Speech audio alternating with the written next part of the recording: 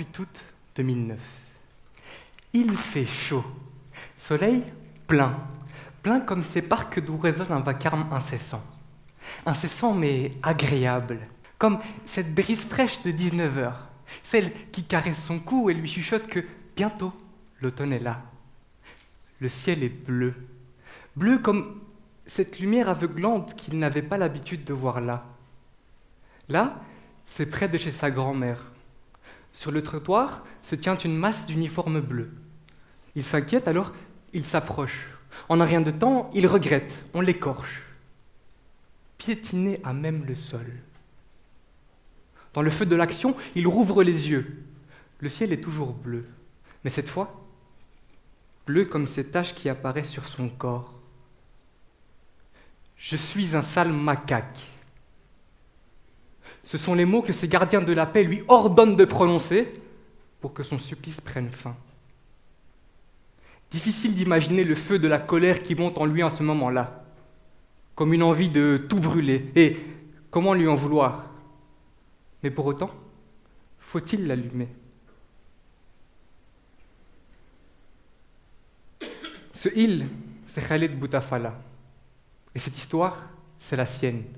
Victime de violences policières, il décide de ne pas répondre à la haine par la haine. Au contraire, il en fait un combat. Actif dans le secteur social de la capitale, il s'attelle à assainir les relations entre les jeunes et la police. Grâce à une série d'initiatives, il libère la parole de ceux qui ne peuvent plus se l'adresser.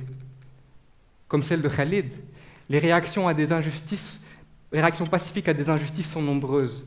Leur sous-médiatisation s'explique par leur manque d'attraction.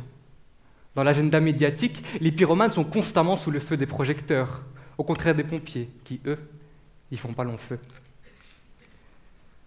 Un silence assourdissant, comme celui des décideurs face à la violence de la révolte désemparée. En optant pour la facilité, en laissant les émotions prendre le dessus sur la raison, en assouvissant sa soif de vengeance personnelle, allumer le feu, c'est brûler sa dernière cartouche. Le sociologue Alinsky ne s'y trompe pas. Pour changer le système, il faut rester dans le système. En allumant le feu, on le quitte. La révolte se doit d'être un désordre momentané aspirant à l'ordre permanent. La voir comme une fin en soi est la meilleure manière de se tirer une balle dans les pieds de ceux qui marchent à nos côtés. Allumer le feu, c'est offrir un cadeau à ceux qui nous ont poussés à l'embraser. Récupération politique, généralisation abusive, traitement médiatique explosif, allumer le feu n'est pas une nécessité. C'est un cocktail contre-productif. La forme supérieure de la révolte, c'est la création, disait l'écrivain Koplev. L'injustice est une opportunité, non pas pour détruire, mais pour cultiver. Cultiver pour que sur le feu de la haine se déverse une pluie de respect. Pour cela, nul besoin d'allumer le feu. Nul besoin de commettre la même erreur qu'avec notre chère terre, elle aussi, victime d'injustice. Notre maison brûle.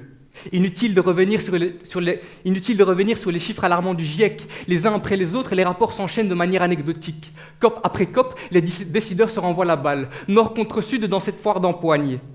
Les pays développés reprochent aux pays en voie de développement d'évoluer comme ils l'ont eux-mêmes fait? Sérieusement? Des disputes de cours de récré pendant que l'on assiste à des vagues de chaleur meurtrières, à la fonte des glaciers, au recul de la production alimentaire.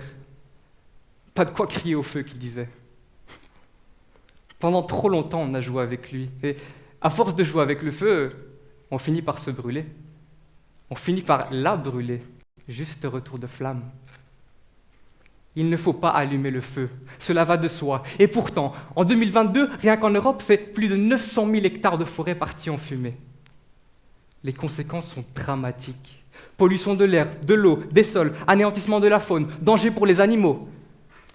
Comment expliquer malgré cela que plus de 90% des feux de forêt sont d'origine humaine? Comment expliquer notre apathie face aux cendres que nos poumons verts deviennent? Comment prétendre que l'on n'y a vu que du feu? Il paraît que l'ennemi de l'humain, c'est l'humain lui-même. Comment pourrait-il ne pas l'être, lui qui, malgré le caractère dévastateur du feu, est toujours tenté de l'allumer? Et quand tu allumes un feu, ne dis pas c'est la faute aux allumettes, ironisait Médine. Depuis la préhistoire, le feu fascine. Impalpable, vicieux, insaisissable, symboliquement, il se situe au-delà même de la forme. Le feu est un être vivant. Il naît, grandit, devient fort et indestructible. Et qu'est-ce qu'il est gourmand! Il dévore tout ce qu'il trouve sur son passage. Gourmand, plutôt insatiable. Force déchaînée, le feu est pratiquement impossible à arrêter. Aveuglé par son avidité, il est trop souvent ennemi de l'humanité. Les dragons dans la fiction, les incendies, les volcans, la guerre sur terre, l'enfer dans les religions, tout le monde sait comment allumer le feu, mais très peu comment l'éteindre. Ces risques sont grands. Brûlure, empoisonnement, asphyxie, il n'y a pas de retour en arrière. Allumer le feu, c'est brûler la porte de sortie.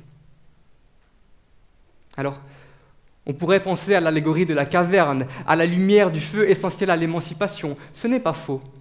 Dans son essence, le feu est composé d'éléments positifs. Mais aller jusqu'à l'allumer, ne serait-ce pas manquer de juste mesure? Tous ces bienfaits se trouvent déjà dans la flamme, au singulier et singulière. La flamme, elle qui détient tous les bienfaits du feu. La flamme, elle qui n'adopte pas son intempérance. La flamme, elle qui brille de mille feux sans tomber dans l'outrance. Ce n'est pas le feu de la discorde qu'il faut encourager, celui qui pousse à allumer le feu dans les rues. C'est la flamme de la révolte qu'il faut insuffler, celle qui permet de renverser la table. Ce n'est pas le feu de l'enthousiasme qu'il faut chercher, celui qui mène à la perte de sens, au surménage, mais bien sa flamme, celle qui permet de cultiver aussi bien la terre que le cultivateur. Ce n'est pas le feu de l'amour qu'il faut chercher, celui qui mène aux dépendances émotionnelles, aux crimes passionnels, mais bien sa flamme, celle que l'on déclare à son bien-aimé. Tout est question de juste milieu.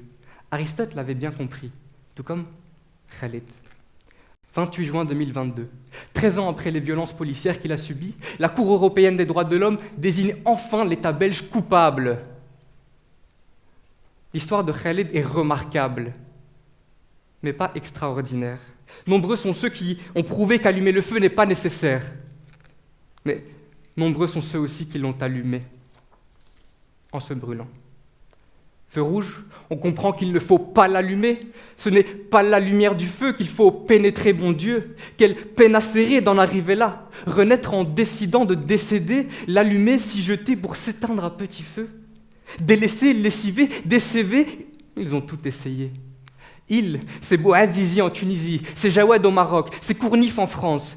À court d'initiative, ils ont décidé d'allumer le feu pour s'immoler.